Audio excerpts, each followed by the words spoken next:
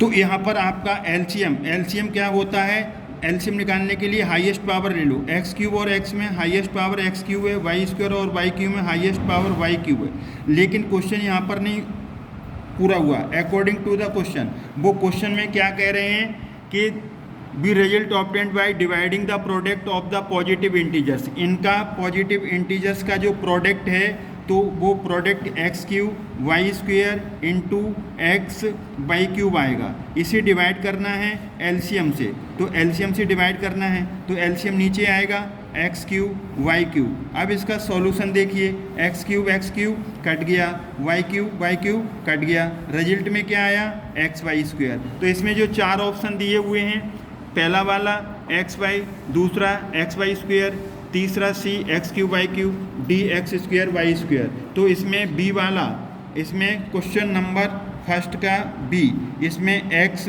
Y square ये आपका answer है। तो इस आंसर को ऐसे आप बॉक्स में वहाँ पर लिख देंगे, ऐसे बॉक्स में ये लिख दिया आपने, ये आंसर आ गया। तो आपका कौन सा इसमें ऑप्शन सही है, बी। तो बी ये ऑप्शन आपका सही है। अब हम देखेंगे यहाँ पर क्वेश्चन नंबर सेकंड को। क्वेश्चन नंबर सेकंड में देखिए, the given linear polynomial y equal to f x, polynomial f x में दिया हुआ है, हैज़ कितने जीरोस आएंगे। तो ये जो लाइन है वो देखो पोलोनोमियल x में है ना, तो ये देखो कि कहाँ पर कट कर रहा है, x एक्सिस को एक जगह कट कर रहा है, x एक्सिस को एक जगह कट कर रहा है। तो इसके जीरोस कितने आएंगे, इसका जीरो जो है नंबर ऑफ जीरोस, इसके नंबर ऑफ जीरोस एक ही आएगा, नंबर ऑफ जीरोस एक ही आएगा। और वो जीरो की वैल्यू कितनी होगी, 3 पर कट कर रहा है ना, एक्स एक्सिस का कोऑर्डिनेट लेंगे, 3 पर कट कर रहा है तो ये 3। तो इसमें आपका इसमें जो है आंसर क्या दिया हुआ है, ये देखिए, ए पर 2 zeros, 1 zero and the zero is 3, तो 1 zero and the zero is 4, no zero. तो इसमें आपका बी वाला ऑप्शन सही आएगा। तो बी वाले ऑप्शन में क्या है, 1 जीरो एंड द जीरो की वैल्यू कितनी है 3, तो यहाँ पर लिख दोगे 1 जीरो एंड जीरो इज 3। ये आपका फाइनल आंसर आ गया, ये आपका फाइनल आंसर है। तो सेकंड का आपने इस तरीके से ये आंसर लिख दिया। एग्ज़ाम के अंदर भी ऐसे हाईलाइट कर दोगे या बॉक्स में बंद कर दोगे, एग्जामिनर को कोई परेशानी नहीं होगा। तो इसमें आपका क्या बेसिक लगा कि जो पोलोनोमियल है वो x की टर्म में है, तो x एक्सिस पे देखेंगे, x एक्सिस पे एक जगह टच करता है या कट करता है उतने जीरोस होंगे, तो एक जगह कट करता है तो एक जीरो आ गया, और जीरो की वैल्यू x कोऑर्डिनेट ले लेते हैं। तो इस तरीके से आपका सेकंड क्वेश्चन हुआ। अब हम देखेंगे third question, the lines representing the given pair of linear equation are non intersecting, which of the following statements is true. ये यहाँ पर क्लियरली एक्स एक्सिस है, वाई एक्सिस है, एक ये थर्ड क्वाड्रेंट से सेकंड क्वाड्रेंट से होकर के लाइन जा रही है और दूसरी ओरिजिन से होकर के जा रही है, दोनों लाइन नॉन इंटरसेक्टिंग है। नॉन इंटरसेक्टिंग लाइन कैसी होती हैं, पैरेलल लाइंस होती हैं। नॉन इंटरसेक्टिंग लाइन कैसी होती हैं, पैरेलल लाइंस होती हैं। तो पैरेलल लाइंस की जो कंडीशन होती है, पैरेलल लाइंस के लिए जो कंडीशन होती है, A1/A2 is equal to B1/B2 C1 C2, ये तो मैनी सॉल्यूशंस की है तो ये रिजेक्ट कर दो। A1A2 is equal to B1/B2 not equal to C1/C2, ये पैरेलल लाइंस के लिए भी होती है, नो सॉल्यूशन भी इसे बोलते हैं। तो बाकी की देखने की ज़रूरत नहीं है। तो क्वेश्चन नंबर जो आपका थर्ड है, तो थर्ड का आंसर बी वाला होगा, और बी वाले को लिखोगे A1/A2 is equal to B1/B2 not equal to C1/C2। ये जो कंडीशन होती है वो कंडीशन आपकी किसके लिए है, नॉन इंटरसेक्टिंग। नॉन इंटरसेक्टिंग का मतलब आपकी पैरेलल लाइंस हैं। तो आपका इस तरीके से वो आंसर देना है, एग्जामिनर देखेगा फटाफट ऐसे आपको टिक कर देगा। और ये 1 मार्क्स के हैं तो ऐसे 1 मिल गया, यहाँ 1 मिल गया, आपका 1 मिल गया, तो आपका कितना स्कोर बन गया 3। कब बना, जब आपने कोई अच्छी तरीके से इसके आंसर्स दिए होंगे तो ही बनेगा, अदरवाइज नहीं बनेगा। अब हम नेक्स्ट क्वेश्चन की तरफ चलते हैं। नेक्स्ट क्वेश्चन क्या है, फोर्थ है, the nature of roots of the quadratic equation 9x² minus 6x minus 2 equal to 0। यहाँ पर आपका क्वेश्चन नंबर जो फोर्थ है उसमें क्या है, फोर्थ वाले में इक्वेशन दी हुई है 9x² minus 6x minus 2 equal to 0। अब इसका क्या निकालना है, नेचर। नेचर मतलब स्वभाव, जैसे आपका स्वभाव कैसा है आपका तो स्वभाव नटखट है ना, तो आपका नेचर कैसा हुआ, नटखट। ये शांत स्वभाव के हैं, इनका शांत स्वभाव हुआ, लेकिन इसका नेचर निकालना है तो किसी भी एक क्वाड्रेटिक इक्वेशन का नेचर निकालने के लिए x² का कोफिशिएंट उसे स्मॉल a लिखते हैं, x का कोफिशिएंट उसे स्मॉल b लिखते हैं, और कांस्टेंट टर्म को c लिखते हैं।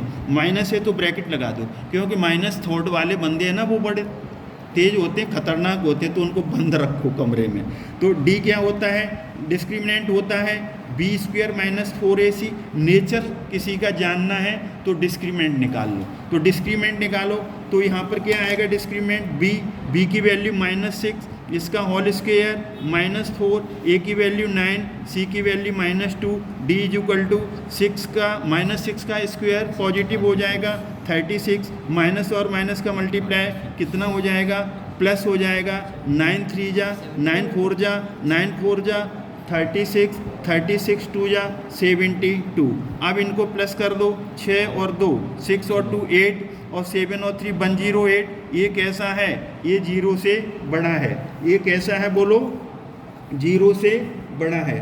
तो जब कोई नंबर नहीं, जब डिस्क्रिमिनेंट जब d ग्रेटर देन 0 हो तो हम सीधे इसमें से आ जाता है 2 डिस्टिंक्ट रियल रूट्स। तो इसमें क्या आ जाएगा, no real roots. No real roots कब आते हैं, लेस देन 0 नेगेटिव पे, तो ये तो कैंसिल कर दो। 2 इक्वल रूट्स कब आते हैं, जब d 0 होता है, इसे भी कैंसिल कर दो। 2 डिस्टिंक्ट रियल रूट, सी वाला सही है, तो सी ऑप्शन यहाँ लिख दो और यहाँ पर लिख दो 2